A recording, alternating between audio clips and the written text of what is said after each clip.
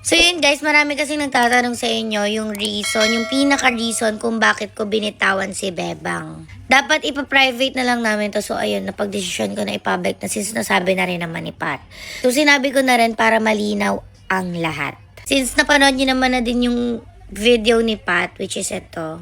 Ayan, binanggit niya dyan kung bakit ko binitawan si Bebang. And to be clear lang guys, hindi ko po basta-basta binitawan si Bebang. Sobrang madaming pagalit, madaming proseso, madaming chances, madaming pagtsatsaga at pag-intindi ang binigay ko kay Bebang. Again, hindi ko siya binitawan dahil gusto ko lang. Binitawan ko siya because I have my reasons. And yes, opo, tama po yung narinig nyo kay Pat. Matigas po talaga ang ulo ni Bebang. To the point na pag may gagawin siyang isang bagay, ipapaalam niya naman sa akin. Pero pag naghindi ako or pag sinabi kong huwag mong gawin yan, at the end of the day, gagawin niya pa rin.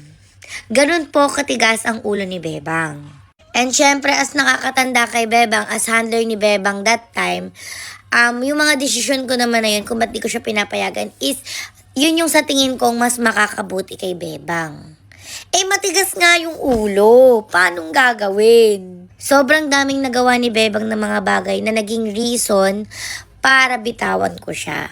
Yes, tama din po yung sinabi ni Pat na ini-include ni Bebang lagi yung sarili niya kapag may gulo ang mga girls. Lagi siyang nakikisali, nakikipag-backstaban siya, minamanipulan niya lahat. Ang hilig niya mang-gaslight. Ganun po si Bebang noon. Nung hawak ko pa siya. And syempre, pag may nagagawa naman siyang mga bagay na ganun, syempre, paulit-ulit po kaming nagpapagalitan, paulit-ulit po kaming nagsesesyon ng pag-uusap, paulit-ulit yung mga sorry, yung pagpapatawad, paulit-ulit lahat, only chances para kay Bebang. Kasi nga gusto ko mag-improve siya, magbago siya. Hanggang sa nag-exceed na yung limit ng pasensya ko. At ayun yung araw na sinabi ko na kay Sir na, Sir, bibitawan ko na po muna si Bebang. Hindi ko na po kinakaya yung ugali niya. Kailangan niya na pong mag-grow mag-isa. Kailangan niya po munang mag-improve para sa sarili niya. Kasi po pati po yung trabaho namin naapektuhan na. So nag-approve si Sir. Ayun. Tapos hanggang sa naging handle ko na is yung Prince Lian. Tapos nung time na yun guys, sobrang iyak ni Bebang sa akin nun. Sobrang haba ng pag-uusap namin. Iyakan kami parehas. Sinabi ko na lang yun kay Bebang. Kukunin kita ulit. Pag nakita kong nag-improve ka at pag nakita kong nabago mo yung mga ugali mo, huwag ka mag-alala ka ako, sabi ko kukunin kita ulit. Gusto ko muna makita kitang mag-improve. Titingnan ko kung mag-i-improve ka ba kapag iniwan kita or pag binitawan kita. Kasi masyado ko na siyang na-baby.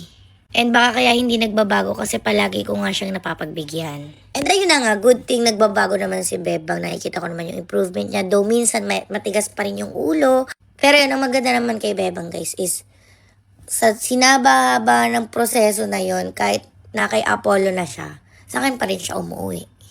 To the point na dito pa rin siya lagi natutulog. Gusto niya kung saan ako pumunta, nandun din siya. Kaya sana maintindihan niyo kung bakit ako nagsasalita para kay Bebang ngayon. Kasi sobrang haba ng pinagsamahan namin to the point na lahat ng problema niya sa akin niya sinasabi. Lahat ng mga secrets niya, especially yung namatay yung mami niya, alam ko yun lahat.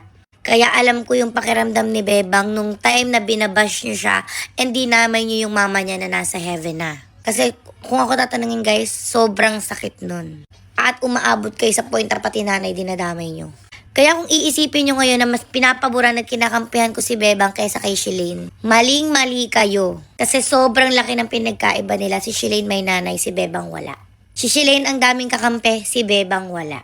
Doon sa video na yon yung time na nag-away si Shalane at si Bebang, oo, nakita nyo maraming lumapit kay Bebang. Pero bilang lang sa daliri kung sino yung totoo doon kay Bebang. Okay? At saka paulit-ulit tayo guys, hindi nga pwedeng magsama sa kwarto si Shalane at si Bebang. Kaya nandito si Bebang sa kwarto ko. Uulitin ko pa, wala po akong kinakampihan. Parehas po silang matigas ang ulo, parehas po silang mali, parehas po silang may problema, parehas ko po silang mahal. Okay? Hindi po ako one-sided, double-sided po ako.